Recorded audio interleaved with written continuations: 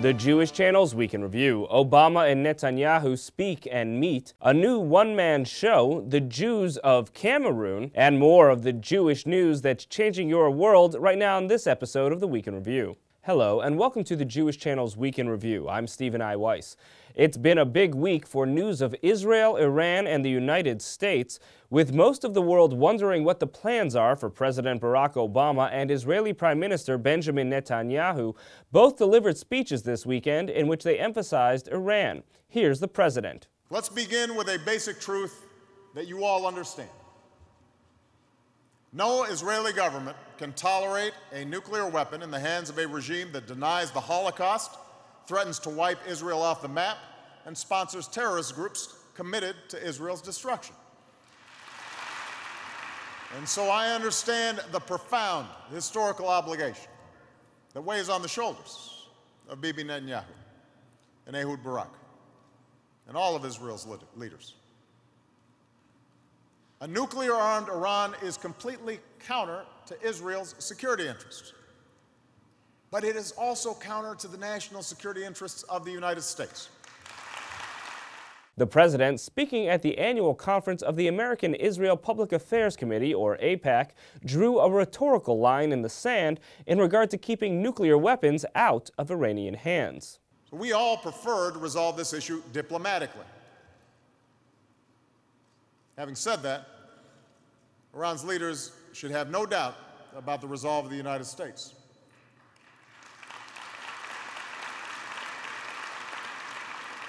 Just as they should not doubt Israel's sovereign right to make its own decisions about what is required to meet its security needs. I have said that when it comes to preventing Iran from obtaining a nuclear weapon, I will take no options off the table. And I mean what I say.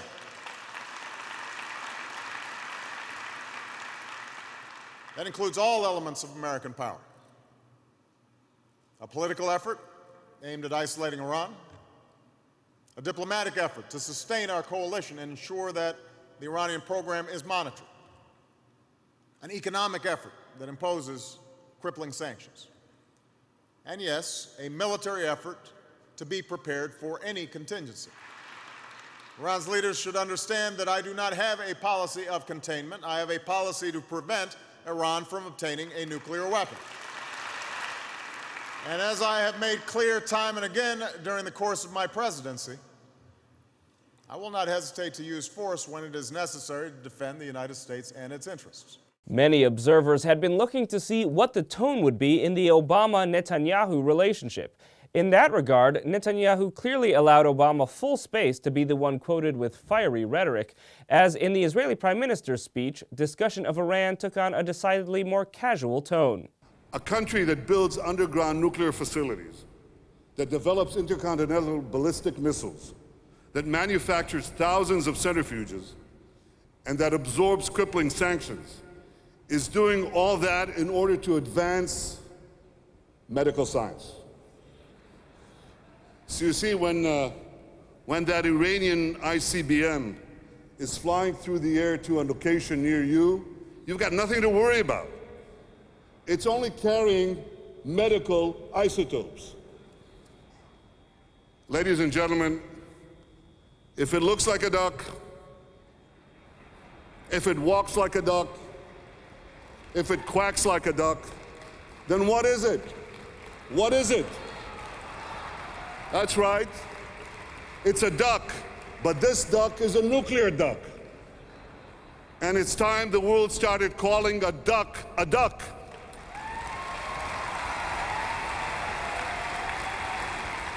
A tone of collegiality continued with Netanyahu's later visit to the White House. Mr. President, thank you for those kind words. And thank you, too, for that strong speech yesterday. And I want to thank you also for the warm hospitality that you've shown me and my delegation. So if there's one thing that stands out clearly in the Middle East today, is that Israel and America stand together. I think that above and beyond that are two principles, long-standing principles of American policy that you reiterated yesterday in your speech, that Israel must have the ability always to defend itself by itself against any threat. And that when it comes to Israel's security, Israel has the right, the sovereign right to make its own decisions. I believe that's why you appreciate, Mr. President, that Israel must reserve the right to defend itself. Of course, the president had much more to say about Israel and America at his speech at the AIPAC conference. One part of it that is receiving little notice is a reference he made to his speech at the United Nations in late 2011. At the time, the Palestinian Authority was seeking recognition as a state within the UN. Obama delivered a speech discussing American, Jewish, and Israeli history that was roundly praised by Jewish leaders. At several points, the president seemed to be expecting applause from his audience of world leaders, but none came, even when he cited the killing of Osama bin Laden. It appears that the president actually was somewhat chagrined at the lack of endorsement for what he had to say from international leaders at the time, because he had this to say at AIPAC. Last year I stood before you and pledged that the United States will stand up against efforts to single Israel out at the United Nations. As you know, that pledge has been kept.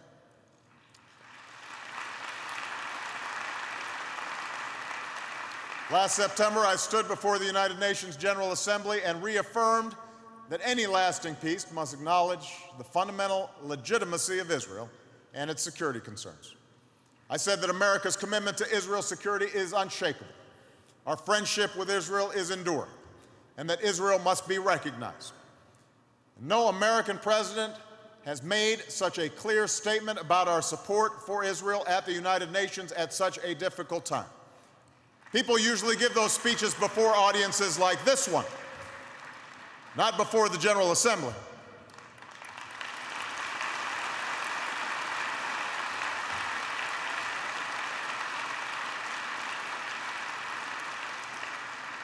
And I must say, there was not a lot of applause. Of course, one man who gets a lot of applause when he takes a stage is entertainer Ari Gold. He's got a new show and a new music video, as Meredith Gansman reports.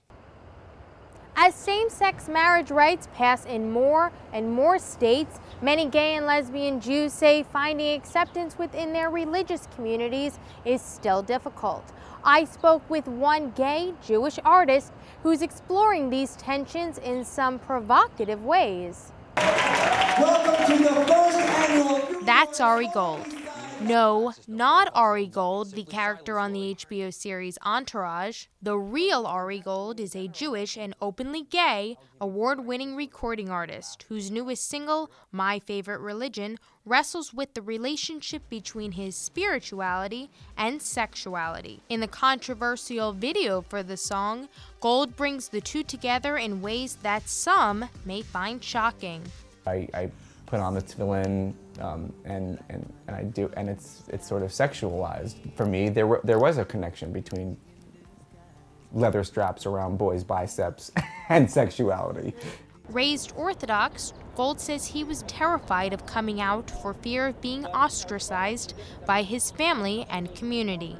Growing up, I did feel like if anyone found out who I really was, I would be kicked out of school, I would be thrown out of my home, my family would disown me. Like, I really thought those things would happen if anyone found out. Gold got his start in show business as a young boy, singing on The Joe Franklin Show after being discovered at his older brother's bar mitzvah. And now Gold is developing a one-man show about how he went from child actor yeshiva student to gay pop star. It's called The Real Ari Gold.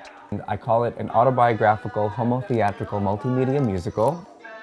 With the help of his parents, who he describes as show Jews, and who became talent agents, Gold sang on over 400 TV commercial jingles and provided the voice for characters on animated television shows. He also recorded many Jewish children's music albums, but at the age of 18, Gold wrote an 18-page, handwritten letter to his family in which he came out to them as being gay.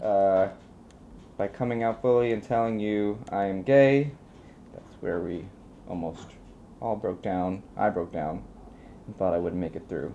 As an adult, Gold has a very different kind of showbiz career, Although Gold's spirituality and sexuality were once at odds, with the recent release of his provocative new music video and his one-man show, he said he's learning how to bring these two sides of himself together. You know, whenever I hear myself saying things, even like, well, I left the Orthodox community, I'd never really left. I just redefined it for myself. For the Jewish Channel, I'm Meredith Gansman. Thank you, Meredith. This past week was the holiday of Purim, which is also known for its performances, and Rebecca Honig-Friedman found one special puppet show. The Purim Spiel, or play, is a centuries-old tradition of the Purim holiday, but this year it's getting a modern twist at the JCC of Manhattan with Purim Spiel Shadow Puppet Theater, performed in a bubble. And we get to go inside. You know, the regular shadow theater is just a flat surface. In our case, it's an inflatable. The kids, I think, like it. They like to play around it. They like their shadows on it. It's a more interactive way of performing the show. The show's creators, husband and wife team Leonid Khanyan and Luba Prager, both natives of the former Soviet Union, staged their first Purim Spiel Shadow Puppet Theater in 2009 in Russian, with grants from Cogeco and others, including support from the JCC's Generation R, a community for young Russian Jews and their families. The show sold out both its performances, and its creators wanted more. We requested for more people to see it in English. We really wanted to share, the whole experience. So we got another mini grant to do the English version. That English language adaptation is debuting at the JCC the Sunday after Purim, March 11th, after a performance of the original Russian staging. Both versions update the content of the Purim story with popular music and references from American and Russian culture respectively, while the ancient art form of shadow puppetry gets a futuristic spin using video projections and that bubble, designed by Khanyan, who works as an architect. Inside the bubble, Prager, one of the Purim Spiel's 4 self-trained puppeteers, shows us how it works.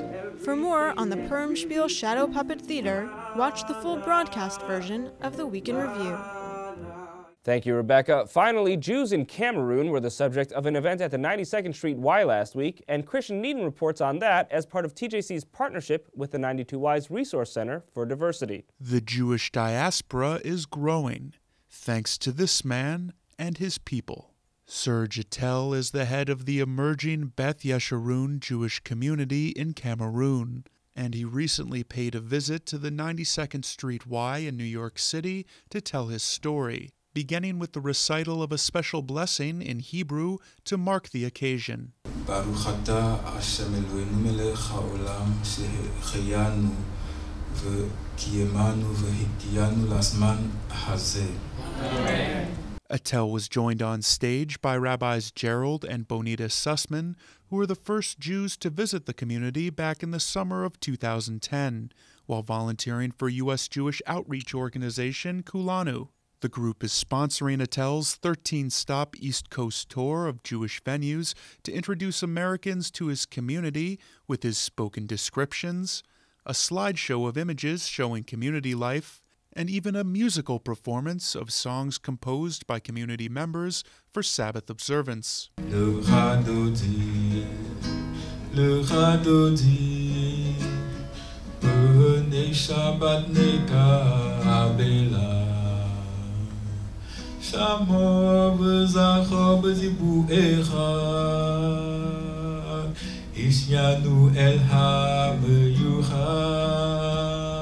To see more from this event, please tune into the full broadcast edition of the Week in Review. Thank you, Christian. That's all for this week from all of us here at the Jewish Channel. Be well. The Jewish Channel is available on cable. Time Warner Cable Channel 528, IO Optimum Channel 291, RCN Channel 268, Bright House Channel 330, Verizon Fios Channel 900, Cox Channel 1, Frontier Communications, and now on Comcast Cable in the on-demand menu under Premium Channels. For more information, visit tjctv.com.